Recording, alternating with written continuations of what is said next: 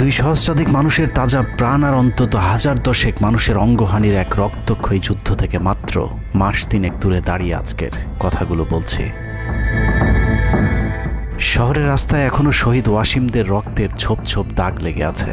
স্বাভাবিক জীবনে ফিরতে পারেনি এখনো শহীদের পরিবারগুলো। ইয়ামিনের মা হয়তো কাউকে পেলেই জানতে চাইছে আমার খোকার উপর কিসের এত রাগ ছিল ওদের। সে প্রশ্নের উত্তর হয়তো কেউ কোনোদিন দিতে পারবে না। বুকের ভেতর গুলি নিয়ে নিস্তেজ পড়ে থাকা শরীরটাকে ওরা যেভাবে কুকুরের মতো টেনে হিঁচড়ে খেয়েছে, সভ্য এই সমাজে সেই উত্তর কি আসলেই আছে? পুড়ে যাওয়া লাশগুলোর কথা মনে করে সারা জীবন হয়তো হৃদয়টা পুড়তে থাকবে হতভাগা সেই মায়েদের। শহীদ ওমরের মা এখনো মানুষ পেলেই হয়তো প্রশ্ন করছে, আমার ছেলের বুকে ওরা এতগুলো গুলি কেন করলো? মারার জন্য তো একটা গুলি যথেষ্ট।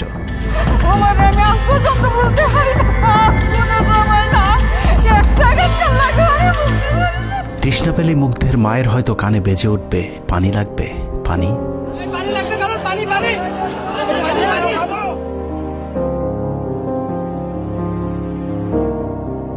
শুনেছি স্বাধীনতা অর্জনের চেয়ে রক্ষা করা অনেক কঠিন। স্বাধীনতার এই পতাকা সমুন্নত রাখতে যারা জীবন দিয়েছেন তাদের সে রক্ত যেন বৃথা না যায়। এ পতাকার জন্য যেন আর কাউকে জীবন দিতে না হয়। স্বাধীনতার এমন যুদ্ধ আর দেখতে চাই না। এ যুদ্ধের প্রতিপক্ষ অনেক হিংস্র, খুব নিষ্ঠুর। ওরা বুকে গুলি নিয়ে কাতরাতে থাকা মানুষকেও শান্তিতে মরতে দেয় না। ওরা আরও রক্ত চায়। 15 বছর মুসলিম নিধন করে ওদের এতটুকু অনুশোচনা নেই। রক্তের নেশায় এখনো বুঁদ হয়ে আছে হিংস্র পশু আত্মাগুলো। এদিকে এক পক্ষ নিজেদেরকে বিজয়ী ভেবে ঘরে ফিরেছে। ঘরে ফেরার আগে যাদের বাড়ি ঘরে আগুন দিয়ে ঘর থেকে বের করেছিল, সেই শত্রুকেই আবার তুলে নিয়েছিল নিজেদের ঘরে। ছাত্রলীগ নিষিদ্ধের কথা বলছে। এই নিষিদ্ধ করবার ম্যান্ডেটটা, নিষিদ্ধ করবার অধিকারটা তাদেরকে কে দিল? তারা এদেশের মানুষ, রাজনীতি করার অধিকার সকলের আছে। আমাদের কেড়ে নেওয়া যেমন অন্যায় ছিল, আমরাও আরেকজনের কেড়ে নেওয়ার অধিকার, এটা আমরা এভাবে বলি। আওয়ামী মানবরূপী দানব ঘাড়ের উপর বিষাক্ত কার্বন ডাই অক্সাইড ফেলছে, আর আমরা সেটাকে অক্সিজেন ভেবে বুকে নিচ্ছি। বিষাক্ত সাপ থেকে নিরাপদ না হয়ে সাপ নিয়ে খেলার পরিণতি কি হতে পারে সেটা বুঝতে খুব বেশি দেরি করবার প্রয়োজন নেই। আমার এই বার্তা আপনাদের কাছে পৌঁছানোর কয়েক ঘন্টা পরেই আপনার ঘরে যে শত্রুকে জায়গা দিয়েছিলেন তাদের সেই বিষমাখা মুখের বিষ আপনার গায়ে নেয়ার জন্য প্রস্তুত থাকুন। পূর্ব দিকে তাকিয়ে দেখুন, আকাশ আবারও কালো হয়ে এসেছে। ঘুটঘুটে অন্ধকার দেখে ঝড়ের গতি যতটুকু ভাবছেন অন্ধকারের সেই ঝড়ো বাতাস আসলে আলোর চেয়েও বেশি গতি নিয়ে ধেয়ে আসছে সবকিছু লণ্ডভণ্ড করে দিতে। প্রলয়ঙ্করী সেই ঝড়ের কবল থেকে প্রিয় মাতৃভূমিকে বাঁচাতে হলে দেশ রক্ষার পবিত্র দায়িত্ব যাদেরকে দেয়া হয়েছে, চলুন দেখে আসি তারা আসলে কতটা প্রস্তুত। জুলাইয়ের মাঝামাঝি পর্যন্ত সেনাবাহিনী ছাত্র আন্দোলন নিয়ে তেমন মাথা ঘামায়নি। ছাত্রলীগ যেদিন ঢাকা বিশ্ববিদ্যালয়ের ছাত্রীদের উপর আক্রমণ করেছিল, মূলত সেদিন থেকে সেনাবাহিনীর অভ্যন্তরীণ বিভিন্ন গ্রুপগুলোতে আলোচনা সমালোচনা শুরু হয়। 17 তারিখ সকল ডিভিশনের জিওসিরা অফিসার এবং সৈনিকদেরকে কোনো ধরনের গুজবে কান না দেওয়ার পরামর্শ দেন। জিওসিদের পক্ষ থেকে সাফ জানিয়ে দেওয়া হয়, সরকার মিসক্রিয়েন্টদের বিরুদ্ধে যথাযথ ব্যবস্থা নিচ্ছে, এটা নিয়ে সেনাবাহিনীর মাথা ঘামানোর কিছু নেই। 11 ডিভিশনের মেজর জেনারেল খালেদ আল মামুন, 55 ডিভিশনের GOC major general Mahbubur Rashid এবং কুমিল্লা ডিভিশনের জিওসি জাহাঙ্গীর আলম ছিলেন সবচেয়ে বেশি আক্রমণাত্মক। ছাত্রদের পক্ষে কোনো পোস্ট কিংবা প্রোফাইল পিকচার লাল করার বিরুদ্ধে তাদের ছিল কঠোর বার্তা। 17 জুলাইয়ের গুরুত্বপূর্ণ আরেকটি ঘটনা হলো, Hasina air chief marshal Hasan Mahmud খানকে বিমান বাহিনীর MI-17 হেলিকপ্টারকে এভি গান কনফিগারেশন লোড করতে বলেন, যা মূলত যুদ্ধকালীন চূড়ান্ত সময় ব্যবহার করা হয়। এয়ার চিফ হাসিনাকে উল্টো প্রশ্ন করেন, আমাদের সেনাবাহিনী কি এখনও ফেল করেছে? তাহলে এত দ্রুত বিমান বাহিনী কেন? বিমান বাহিনী প্রধানের মুখের উপর এমন বক্তব্যে শেখ হাসিনা প্রচণ্ড ক্ষেপে যান। এর পরপরই তিনি বিমান বাহিনী প্রধানের বিরুদ্ধে পদক্ষেপ নেওয়ার জন্য ব্রিগেডিয়ার জেনারেল ইমরান হামিদ এবং লেফটেন্যান্ট জেনারেল মুজিবকে নির্দেশ দেন। আর্মি ইন্টেলিজেন্স থেকে এই পরিকল্পনার তথ্য জেনে বিমান বাহিনী প্রধান ওই রাতেই তার নিরাপত্তার জন্য গাজীপুর থেকে এয়ার কমান্ড নিয়ে আসেন, যে ইউনিটটি এখনও বিমান বাহিনী প্রধানের নিরাপত্তার দায়িত্বে ঢাকাতেই অবস্থান করছে। যাই হোক, বিমান বাহিনী প্রধান সেদিন রাজি হলে ব্ল্যাকআউটের সময়টা আরও ভয়ঙ্কর হতে পারত। বিমান বাহিনীর সহায়তা না পেয়ে শেখ হাসিনা পরদিন র্যাব প্রধানকে ডেকে আদেশ দেন তার হেলিকপ্টার প্রস্তুত রাখার। র্যাব প্রধান হাসিনার আদেশ অনুযায়ী ছাত্রদের বিরুদ্ধে অপারেশনে হেলিকপ্টার ব্যবহার করেন। হেলিকপ্টারের গুলিতে যতগুলো হতাহতের ঘটনা ঘটেছে সবগুলোই র্যাবের হেলিকপ্টার থেকে করা হয়েছিল। র্যাবের পাশাপাশি ঢাকার বাইরে দু একটি পাদে প্রায় সবকটি ডিভিশনের জিওসিরা দেশের বিরুদ্ধে অবস্থান নিয়েছিলেন। ঢাকার বাইরে থেকে বিশেষ করে ডিভিশন সাপোর্ট ব্যাটালিয়নকে অগ্রাধিকার ভিত্তিতে ঢাকায় নিয়ে আসা হয়, কারণ তাদের সাথে এপিসি সুবিধা ছিল। এপিসি গাড়িগুলো মূলত ছাত্রদের বিরুদ্ধে চূড়ান্ত পদক্ষেপ নেওয়ার জন্যই আনা হয়েছিল। রাষ্ট্রীয় গুরুত্বপূর্ণ এলাকা কেপিআই রক্ষায় 19 তারিখে সেনা নামানোর সিদ্ধান্ত নেওয়া হয়। নিয়ম অনুযায়ী সেনাবাহিনীর কেপিআই রক্ষার দায়িত্ব পালন করার কথা থাকলেও বিভিন্ন জায়গায় দেখা গেছে সেনাবাহিনীর ছত্রছায়ায় পুলিশ এবং আওয়ামী লীগ ছাত্রলীগের সন্ত্রাসীরা ছাত্রদের উপর হামলা চালিয়েছে। কোথাও সরাসরি সেনাবাহিনীকেও গুলি চালাতে দেখা গেছে। এর মধ্যে ঢাকার 46 পদাতিক ডিভিশনের ইনফ্যান্ট্রি ব্রিগেডের ইউনিটগুলো ঢাকার প্রাণকেন্দ্রগুলোতে ছাত্রদের উপর সবচেয়ে বেশি দমন পীড়ন চালিয়েছে। অনুসন্ধানে 19 থেকে 23 জুলাই পর্যন্ত গণহত্যার সাথে জড়িত সেনাবাহিনীর কয়েকজন অফিসারের নাম উঠে এসেছে, যারা এখনো পর্যন্ত গুরুত্বপূর্ণ সব পদে বহাল আছেন, যা ডক্টর মোহাম্মদ ইউনূস সরকারের জন্য অত্যন্ত বিপজ্জনক। কতটা বিপজ্জনক সেটা বোঝার জন্য আন্দোলনের সময়টাতে ওই অফিসারদের ভূমিকা কী ছিল সেটা একটু দেখে আসি। আন্দোলনের সবচেয়ে বেশি রক্তক্ষেকো ছিলেন বিজিবির ডিজি মেজর জেনারেল আশরাফ। সূত্র জানিয়েছে ভারতীয় নাগরিকদের বিজিবির পোশাক পরিয়ে মাঠে নামিয়েছিলেন বিজিবির এই মহাপরিচালক। সেনাবাহিনী শেখ হাসিনাকে পদত্যাগের পরামর্শ দেওয়ার পরেও শুধু বিজিবিকে নিয়ে হত্যাকাণ্ড চালিয়ে শেখ হাসিনাকে ক্ষমতায় রাখার গ্যারান্টি দিয়েছিলেন মেজর জেনারেল আশরাফ। 5 তারিখ হাসিনা পালিয়ে যাবার আগ মুহূর্তে তিনি স্বরাষ্ট্রমন্ত্রীকে ফোন করে বলেছিলেন, কয়েক হাজার মানুষ মারলেই পরিস্থিতি ঠান্ডা হয়ে যাবে, অতএব কোনো অবস্থাতেই যেন প্রধানমন্ত্রী পালিয়ে না যান। স্বরাষ্ট্রমন্ত্রীকে তিনি এমনটাই পরামর্শ দিয়েছিলেন। 5 তারিখ সকাল থেকে দুপুর পর্যন্ত ঢাকা শহরে সবচেয়ে বেশি তৎপরতা ছিল বিজেপির। ওই দিন সকাল থেকেই ঢাকার প্রবেশ পথগুলোতে চেকপোস্ট বসিয়ে তল্লাশি চালিয়েছিল মেজর জেনারেল আশরাফের বিজিবি। বিজিবির একটি সূত্র জানিয়েছে বিজিবি মহাপরিচালক প্রতিদিন সিওদের কাছ থেকে হিসেব নিতেন কে কতজন ছাত্র হত্যা করেছে। বিজিবি মহাপরিচালকের নির্দেশনায় খুনের সেই প্রতিযোগিতায় সবচেয়ে ভালো পারফর্মার ছিল কর্নেল রিদওয়ান। সূত্রের মতে ছাত্র আন্দোলনে বিজিবি অন্তত 500 শিক্ষার্থীকে গুলি করে হত্যা করেছে। বিজিবি প্রধান এবং রিদওয়ানের মতো তার অনুগত অফিসারদের জেলে থাকার কথা, কিন্তু তারা এখনো গুরুত্বপূর্ণ সব দায়িত্ব পালন করে যাচ্ছে। আর মেজর জেনারেল আশরাফ এখন পর্যন্ত বিজিবি প্রধানের চেয়ারেই বসে আছেন। হত্যাকাণ্ডের বেশিরভাগই জড়িত ছিল বগুড়ার 7 ইস্ট বেঙ্গল। রহস্যজনক কারণে 7 ইস্ট বেঙ্গলকে এখনো পর্যন্ত বগুড়ায় ফেরত না পাঠিয়ে ঢাকাতেই রাখা হয়েছে। মেজর জেনারেল ফেরদৌস হাসান সেলিম, যার মা ছিলেন হাসিনার অত্যন্ত ঘনিষ্ঠ বান্ধবী। ফেরদৌস সেলিম শেখ হাসিনাকে ফুপু বলে ডাকতেন। 27তম বিএমএ লং কোর্সের এই অফিসারের পাসিং আউটে শেখ হাসিনা নিজে উপস্থিত ছিলেন, যদিও হাসিনা তখন বিরোধী দলীয় নেত্রী ছিলেন। ডিজিএফ এর পদে থাকাকালীন হাসিনার টাকা পাচার এবং থাইল্যান্ডের বিভিন্ন ব্যবসা দেখাশোনার দায়িত্ব ছিল তার। 5 তারিখের সময়টাতে গুরুত্বপূর্ণ কোনো পদে না থাকায় নিজেকে এখন আওয়ামী বিরোধী দাবি করছেন ফেরদৌস হাসান সেলিম। ভয়ঙ্কর বিষয় হচ্ছে ডক্টর মোহাম্মদ ইউনূসকে ভুল বুঝে ইউনূসের মিলিটারি সেক্রেটারির পদে বসে সব কুটচাল চলে যাচ্ছেন major general Ferdous Hasan. Guarantee দিয়ে বলে রাখলাম, সুযোগ পেলে সবার আগে ডক্টর মোহাম্মদ ইউনূসের মিলিটারি সেক্রেটারি নিজেই ইউনূসের গলা চেপে ধরবে। অতএব যত দ্রুত সম্ভব ডক্টর মোহাম্মদ ইউনূসের মিলিটারি সেক্রেটারির পদ থেকে তাকে সরাতে হবে। শেখ হাসিনার গণভবন ঠেকাতে সবচেয়ে বেশি শক্ত বলয় তৈরি করা হয়েছিল। অনুসন্ধানে জানা যায় শেখ হাসিনাকে রক্ষা করতে গণভবনের আশপাশে সেনাবাহিনীর অন্তত 13টি অস্থায়ী চেকপোস্ট বসানো হয়েছিল, যেখানে east Bengal regiment, field regiment artillery, Bangladesh infantry regiment, infantry brigade headquarter সহ সেনাবাহিনীর বেশ কয়েকটি চেকপোস্ট বসানো হয়েছিল শুধুমাত্র শেখ হাসিনাকে রক্ষা করার জন্য। সেনাবাহিনীর এসব আর্মি অফিসারদের সম্মিলিত অপারেশনে ছাত্রদের উপর চালানো হয়েছে নির্মম নৃশংস হত্যাযজ্ঞ। কিন্তু এই হত্যাকাণ্ডই সেনাবাহিনীর ভেতরে থাকা দেশপ্রেমিক অফিসারদের বিবেকের দরজা খুলে দিয়েছিল। 20 থেকে 23 জুলাই ইন্টারনেট বন্ধ করে যে পৈশাচিক হত্যাকাণ্ড চালানো হয়েছে, সেই দৃশ্য যখন একের পর এক সামনে আসতে শুরু করেছিল, তখন সাধারণ মানুষ যেভাবে স্তম্ভিত হয়েছিল, ঠিক একইভাবে সেনাবাহিনীর বিবেকবান জুনিয়র এবং মধ্যম সারির অফিসারদেরকেও ব্যাপকভাবে নাড়া দেয়। ভিডিওগুলো যত ছড়িয়ে পড়ছিল ততই থমথমে হয়ে উঠতে থাকে সেনাবাহিনীর অভ্যন্তরীণ পরিবেশ। 27 তারিখ প্রাপ্ত গোয়েন্দা তথ্যের ভিত্তিতে সেনাপ্রধানকে জানানো হয় পরিস্থিতি নিয়ন্ত্রণের বাইরে চলে যাচ্ছে। কোনো অবস্থাতেই প্রধানমন্ত্রীকে ক্ষমতায় রেখে পরিস্থিতি নিয়ন্ত্রণ করা সম্ভব নয়।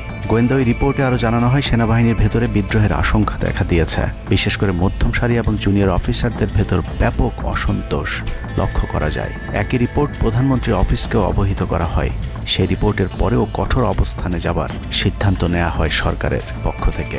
এদিকে গোয়েন্দা রিপোর্টের প্রেক্ষিতে সেনা ইউনিটের মধ্যম সারি, জুনিয়র অফিসার এবং সৈনিকদের উপর কঠিন সামরিক গোয়েন্দা নজরদারি চলতে থাকে, যে কারণে প্রচণ্ড ক্ষোভ থাকলেও কোনো ধরনের পূর্ব প্রস্তুতি ও পারস্পরিক যোগাযোগ না থাকায় সেনাবাহিনীর দেশপ্রেমিক অফিসার ও সৈনিকেরা কিংকর্তব্য বিমূঢ় হয়ে পড়েন।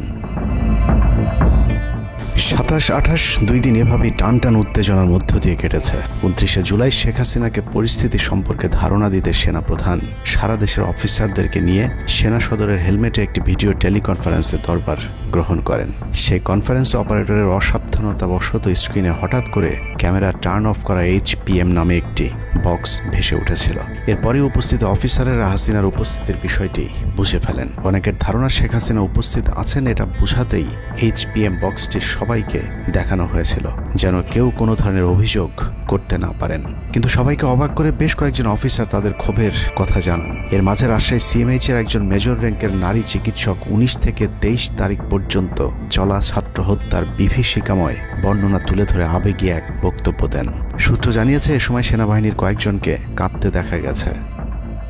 একদিকে সেনাবাহিনীর উচ্চপদস্থ অফিসারদের মারমুখী অবস্থান, অন্যদিকে বেশিরভাগ জুনিয়রদের নিষ্ক্রিয়তার মধ্য দিয়ে সেনাবাহিনীতে স্পষ্ট দুটি ভাগ লক্ষ্য করা যায়। এরই মধ্যে সেনাবাহিনীর কাছে প্রাপ্ত গোয়েন্দা তথ্য অনুযায়ী যে কোনো সময় সেনাবাহিনীতে বিদ্রোহ দেখা দিতে পারে। বিশেষ করে লেফটেন্যান্ট কর্নেল থেকে নিচের অফিসারদের ভেতর ব্যাপক ক্ষোভের বিষয়টি গোয়েন্দা প্রতিবেদনে জানানো হয়। সেই প্রেক্ষিতে 3 তারিখ শর্ট নোটিসে আরেকটি টেলিকনফারেন্স কল করা হয়। মূলত ওই রিপোর্টের প্রেক্ষিতে হাসিনার বিশ্বস্ত ওয়াকার হাসিনা থেকে মুখ ফিরিয়ে নেন, কারণ হাসিনাকে বাঁচাতে গিয়ে তিনি নিজের জীবন বিপদে ফেলতে চাননি। 3 তারিখ কনফারেন্সের শুরুতেই সবাইকে ঠান্ডা রাখতে একটি মোনাজাত করা হয়েছিল। যে মোনাজাতে গুরুত্বপূর্ণ একটি দোয়া ছিল, রাব্বানা লা তাজআলনা মাআল কওমিজ জালিমিন, অর্থাৎ হে আল্লাহ, আমাদেরকে জালিম সম্প্রদায়ের অন্তর্ভুক্ত করবেন না। এ সময় পুরো দরবার রুমে পিন পতন নীরবতা লক্ষ্য করা গেছে। মূলত ওই মোনাজাতের মধ্য দিয়ে ফয়সালা হয়ে যায় সেনাবাহিনী কাদের পক্ষে দাঁড়াবে। সেনা সূত্র থেকে পাঠানো এসব তথ্যে উঠে এসেছে সেনাবাহিনী কোন কোন এলাকায় ছাত্র জনতার উপর গুলি চালিয়েছিল এবং কতটা পরিকল্পিতভাবে মানুষ হত্যার ছক কষা হয়েছিল। 4 তারিখও সেনাবাহিনীর ভূমিকা ছিল অত্যন্ত অস্পষ্ট। কিছু জায়গায় সেনাবাহিনী ছাত্রদের পক্ষে, আবার কিছু জায়গায় ছাত্রদের উপর গুলিও চালিয়েছে। 4 আগস্ট সবার প্রথম 24 ডিভিশন চট্টগ্রামের GOC lieutenant general Mainur Rahman তার বাহিনীকে ছাত্রদের পাশে দাঁড়ানোর নির্দেশ দেন। 5 তারিখ সকাল পর্যন্ত আর্মির ভূমিকা ছিল অত্যন্ত সন্দেহজনক। সকাল 10টা পর্যন্ত আর্মি কড়াকড়িভাবেই দায়িত্ব নিয়েছিলেন। বিশেষ করে গণভবনের আশপাশে 12টা পর্যন্ত ছাত্রদেরকে ভয় দেখাতে কয়েক রাউন্ড লাইভ অ্যামুনেশন ফায়ার করা হয়। 4 তারিখ 3 বাহিনী প্রধান, পুলিশ প্রধান এবং DGDGF-এর সারা রাত নির্ঘুম কেটেছে। 3 থেকে 5 তারিখ পর্যন্ত গুরুত্বপূর্ণ কিছু ঘটনা ঘটেছে, সেটা তুলে ধরবার আগে শেখ হাসিনার পালিয়ে যাওয়ার বর্ণনা দিয়ে আসা যাক। 5 তারিখ সকাল ঠিক 9টায় প্রধানমন্ত্রীর অফিসে গিয়ে শেখ হাসিনাকে পদত্যাগ করতে বলেন সেনাপ্রধান। শেখ হাসিনার কথা শোনার সাথে সাথে সেনাপ্রধানকে দৌড়ে মারতে আসেন। এ সময় 3 বাহিনী প্রধানকে অকথ্য ভাষায় গালাগাল করেন শেখ হাসিনা। জেনারেল ওয়াকারকে হাসিনা বলেন, তুই পুলিশকে দেখে শিখতে পারিস নাই। এ সময় বিমান বাহিনী প্রধান সজীব ওয়াজেদ জয়কে ফোন করে তার মাকে বোঝানোর জন্য অনুরোধ করেন। সজীব ওয়াজেদ জয় এটি জানার পর উল্টো আর্মি চিফকে 2 তুকারি করে হুমকি দিতে থাকেন, তোর কোন বাবা তোকে চিফ বানাইছে, তোর বউ ছেলে মেয়ে কে কোথায় আছে সবকিছু দেখে নেওয়া হবে। রাগান্বিত হয়ে এরপরে সজীব ওয়াজেদ জয় লাইভে গিয়ে আবল তাবল বকতে থাকেন। ঠিক আছে, শেখ হাসিনার পর আপনাদের কি হবে সেটা আমারও চিন্তার বিষয় না, আমার পরিবারের আর চিন্তার বিষয় না, আপনারা বুঝবেন। এরই মধ্যে 9:30 বেজে যায়। শেখ হাসিনাকে কোনোভাবে রাজি করাতে না পেরে সেনাপ্রধান হাসিনাকে 2টি বিকল্প দেন, পদত্যাগ অথবা গ্রেফতার। ওদিকে মিরপুরে বসানো সেনাবাহিনীর চেকপোস্টগুলো খুলে দেওয়া হলে বিনা বাধায় গণজোয়ার ঢুকে পড়তে থাকে।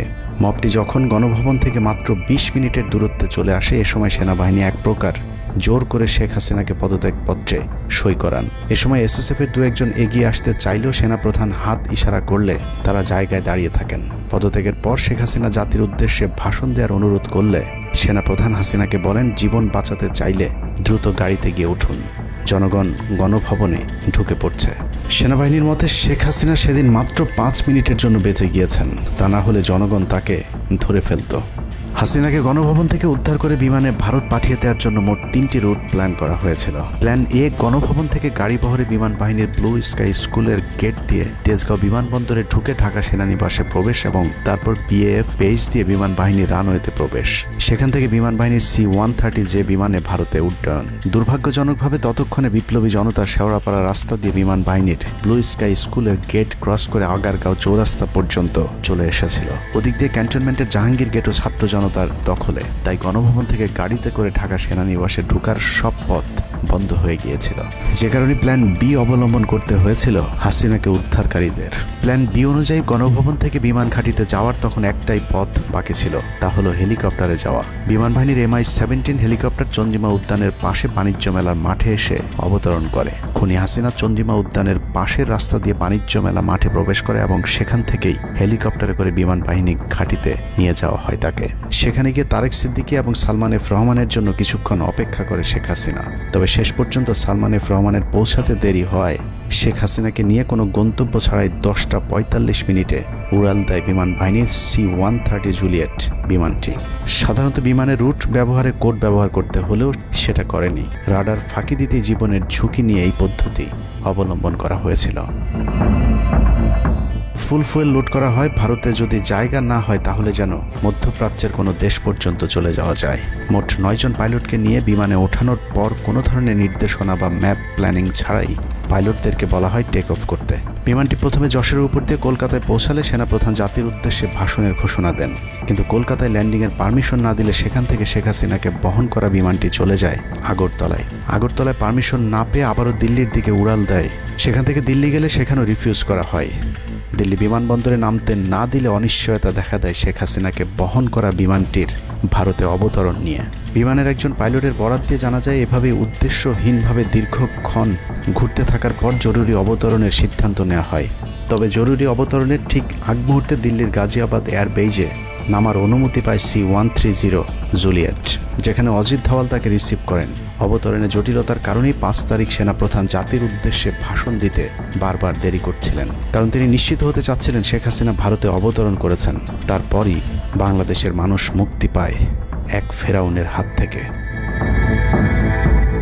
হাসিনা পালিয়ে যাওয়ার সেই খবর পৃথিবীর সবাই জানে, কিন্তু 3 থেকে 5 তারিখ পর্যন্ত ক্যান্টনমেন্টে কিছু ঘটনা ঘটেছে যেই ঘটনা এখনও আমাদের কাছে অজানা। 3 তারিখ সেনাপ্রধানের ওই ভার্চুয়াল মিটিংয়ের পর মোটামুটি নিশ্চিত হয়ে যায় শেখ হাসিনা অধ্যায় বাংলাদেশে শেষ। শুরু হয় ভারতের প্ল্যান বি বাস্তবায়নের প্রক্রিয়া।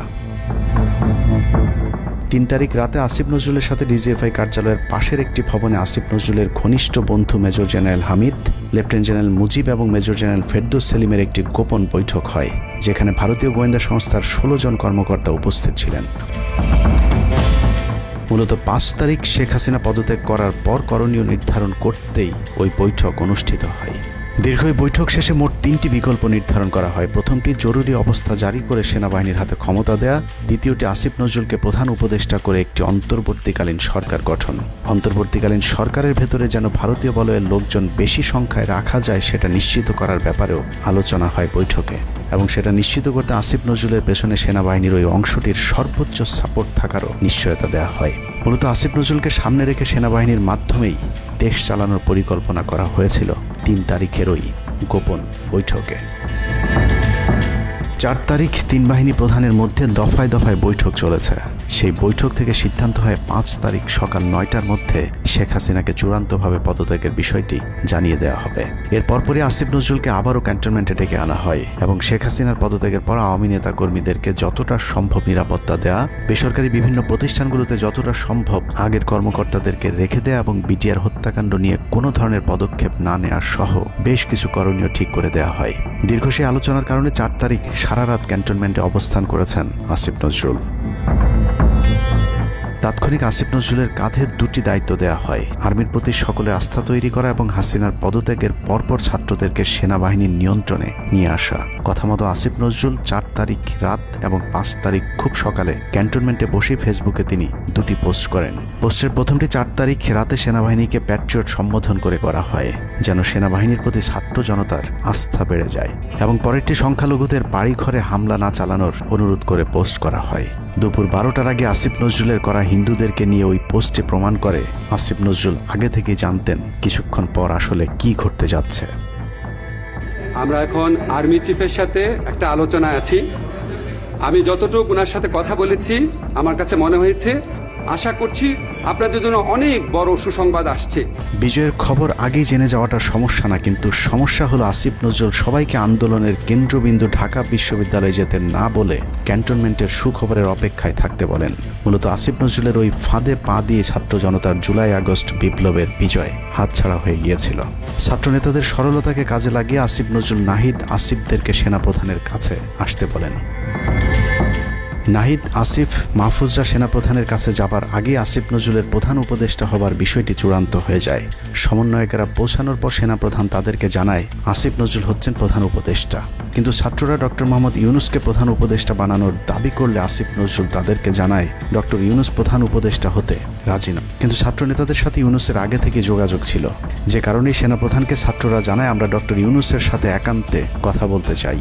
ছাত্ররা ডক্টর ইউনুসকে ফোন করলে তিনি জানান প্রধান উপদেষ্টা হতে চান না সেনাবাহিনী কিংবা আসিফ নজরুলের কাছে তার এরকম কোনো বার্তা তিনি দেননি। এরপর ছাত্র নেতাদের দাবির মুখে ইউনুসকে প্রধান উপদেষ্টা বানাতে বাধ্য হয় সেনাবাহিনী। ডক্টর মোহাম্মদ ইউনুসকে প্রধান উপদেষ্টা করা হলেও ক্ষমতার কেন্দ্রে থেকে যায় ভারত নিয়ন্ত্রিত ক্যান্টনমেন্টের মদতপুষ্ট আসিফ নজরুল, যাকে তারা সুনিপুণভাবে গেল এক যুগে তিলে তিলে তৈরি করেছেন। আসিফ নজরুল তার মন্ত্রণালয়ের বাইরেও সবখানে নিয়োগ থেকে বদলি বরখাস্তের একক ক্ষমতা ভোগ করতে থাকে।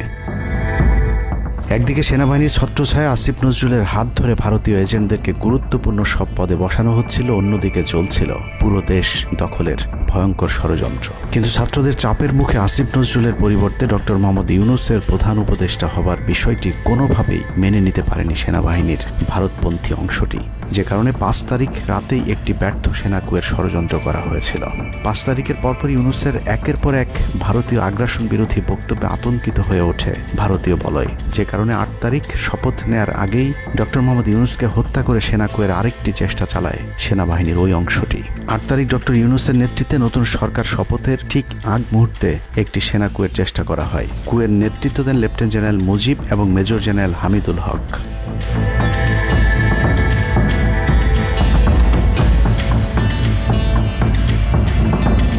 কিন্তু পশ্চিমা একটি গোয়েন্দা সংস্থা বিষয়টি দ্রুত সেনাপ্রধানকে জানালে জেনারেল ওয়াকার তাদের পরিকল্পনা ভণ্ডুল করে দেয়। সেনাপ্রধান তাৎক্ষণিকভাবে লেফটেন্যান্ট জেনারেল শামীমকে পিএসও এএফটি থেকে সিজিএস হিসেবে নিয়োগ দেন এবং মুজিবকে কিউএমজি থেকে আটডগে বদলি করেন, যদিও 8 তারিখ রাত থেকেই মুজিব পলাতক রয়েছেন। এরপর 12 সেপ্টেম্বর তাকে সেনাবাহিনী থেকে বরখাস্ত করা হয়। একই দিনে লেফটেন্যান্ট জেনারেল হামিদুলকে স্বেচ্ছায় অবসরে পাঠানো হয়। এনডিসি থেকে মেজর জেনারেল সাইফুলকে মিনিস্ট্রি অফ ফরেন অ্যাফেয়ার্স এবং চিফ অফ জেনারেল স্টাফ শাহিনকে এনডিসিতে পাঠানো হয়। কয়েকজনের ব্যাপারে পদক্ষেপ নেওয়াটা যেমন স্বস্তির, তেমনই ষড়যন্ত্রকারীদেরকে যেখানে বদলি করা হয়েছে তাদের প্রতিটি পদই অত্যন্ত গুরুত্বপূর্ণ, যা বর্তমান সরকার এবং দেশের স্থিতিশীলতার জন্য চরম বিপজ্জনক। কতটা বিপজ্জনক সেটা জানতে চলুন শুরুতেই যে প্রলয়ঙ্কারী ঝড়ের কথা বলেছিলাম সেখানে ফিরে যাওয়া যাক। ভারতীয় গোয়েন্দা সংস্থা 5 তারিখের পর থেকে দেশে নানাভাবে একটা সাম্প্রদায়িক দাঙ্গা বাঁধানোর চেষ্টা চালিয়ে যাচ্ছেন, যেটাকে কেন্দ্র করে বাংলাদেশে একটা সামরিক অভিযান চালানো যায়। এই দাঙ্গা বাঁধাতে ভারতীয় গোয়েন্দারা আওয়ামী লীগ, হিন্দু এবং ইসকনকে কিভাবে ব্যবহার করছে সেই পরিকল্পনার ছক এখন বাংলাদেশি গোয়েন্দাদের হাতে। একটি গোয়েন্দা সংস্থা থেকে যেসব তথ্য আমার কাছে পৌঁছেছে তা রীতিমতো এই দেশের অস্তিত্বের জন্য হুমকি স্বরূপ। আওয়ামী লীগ, হিন্দু আর ভারতের এই চক্রান্ত যদি সঠিকভাবে মোকাবেলা করা না যায় তাহলে অচিরেই বাংলাদেশের অবস্থা হবে হায়দ্রাবাদের মতো। জননেত্রী শেখ হাসিনাকে দেশ থেকে সরে যেতে বাধ্য করেছেন। বাংলাদেশকে নিয়ে ভয়ঙ্কর এই চক্রান্তে জড়িত আওয়ামী লীগ, সনাতনী এবং ইসকনের অন্তত 40টি হোয়াটসঅ্যাপ গ্রুপ এবং জুম মিটিংয়ের ভিডিও হাতে পেয়েছে গোয়েন্দারা। গোয়েন্দাদের কাছে প্রাপ্ত এসব তথ্যে যা উঠে এসেছে তা আটকে ওঠার মতো।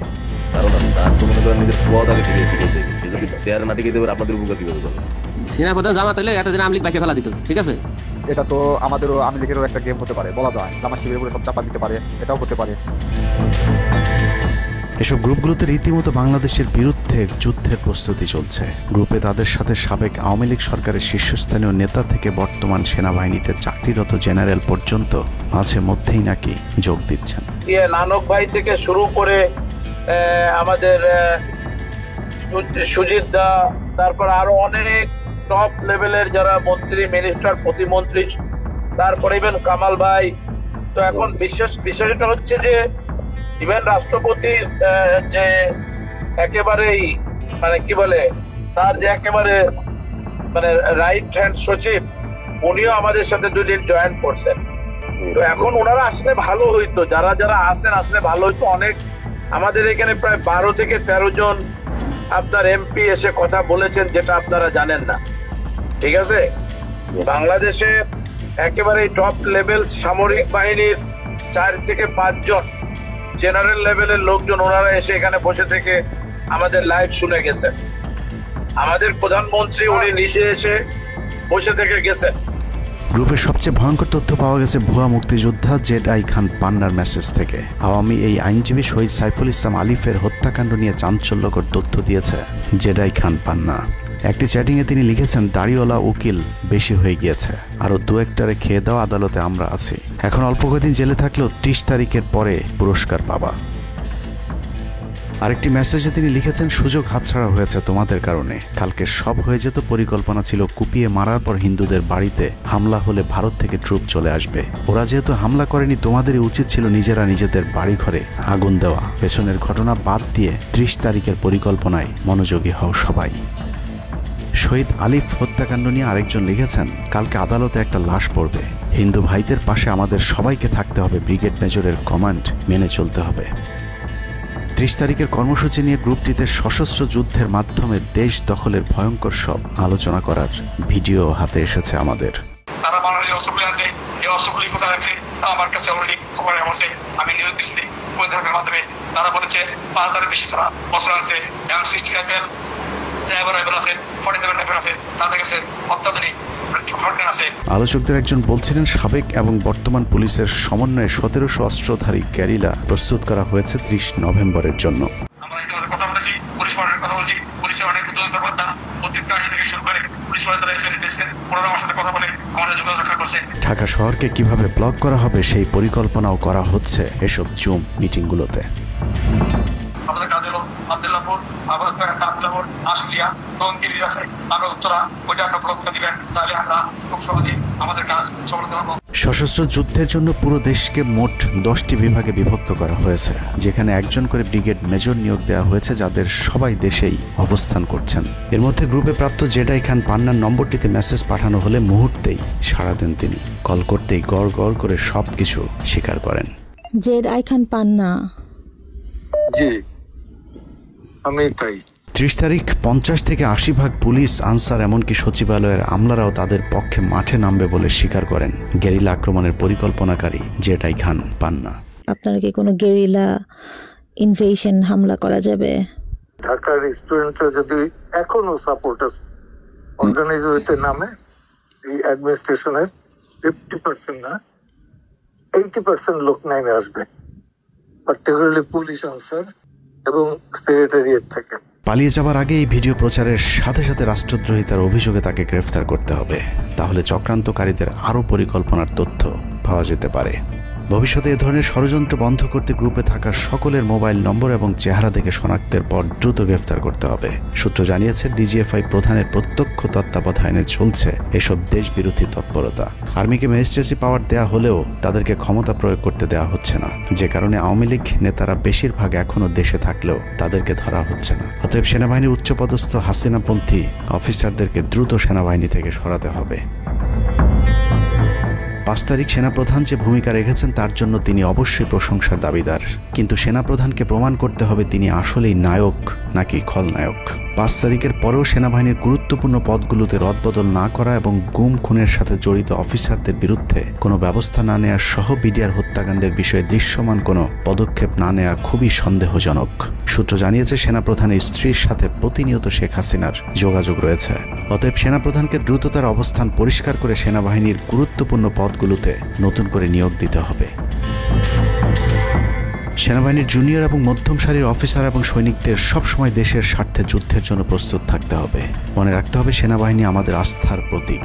সিনিয়র অফিসারদের দেশবিরোধী আদেশ এলে সৈনিকদেরকে নিয়ে তাদেরকে প্রতিহত করতে হবে। মনে রাখতে হবে সংখ্যায় আপনাদের মতো দেশপ্রেমিকদের সংখ্যাই এখনও সেনাবাহিনীতে বেশি।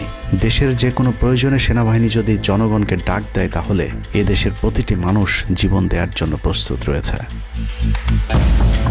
ডক্টর মোহাম্মদ ইউনূসের পাশে থাকা ভারতীয় গুপ্তচর আসিফ নজরুল, মিলিটারি সেক্রেটারি ফেরদৌস হাসান সেলিম এবং প্রেস সেক্রেটারি শফিকুল আলমকে দ্রুত সরাতে হবে। প্রধান উপদেষ্টার সাথে ছাত্র নেতাদের সাক্ষাতের পথ সহজ করতে হবে। আসিফ নজরুলরা অসৎ উদ্দেশ্যে মাহফুজ আলমকে তার পাশ থেকে সরিয়েছে। অতএব যত দ্রুত সম্ভব মাহফুজ আলমকে আবারও বিশেষ সহকারীর পদে ফিরিয়ে আনতে হবে। গুরুত্বপূর্ণ যে কোনো সিদ্ধান্তের ক্ষেত্রে নাহিদ এবং আসিফদের মতামত প্রধান উপদেষ্টাকে গুরুত্বের সাথে নিতে হবে। জেডাই খান পান্নাদের ষড়যন্ত্র এবার সফল না হলেও এই ষড়যন্ত্র চলতেই থাকবে। বাংলাদেশের প্রতিটি মানুষকে চোখ কান খোলা রাখতে হবে, মনে রাখতে হবে শত্রু আপনাদের ঘরের কোণেই। ভারত যদি বাংলাদেশে আক্রমণ করে তাহলে সবার আগে আওয়ামী লীগ আর শ্রীকৃষ্ণের ভক্তরাই আপনার গলায় ছুরি ধরবে। অতএব শত্রুরা যেন আবারও বাংলাদেশের স্বাধীনতাকে ভারতের কাছে বিক্রি করতে না পারে সেদিকে সবাইকে লক্ষ্য রাখতে হবে। আল্লাহ হাফেজ।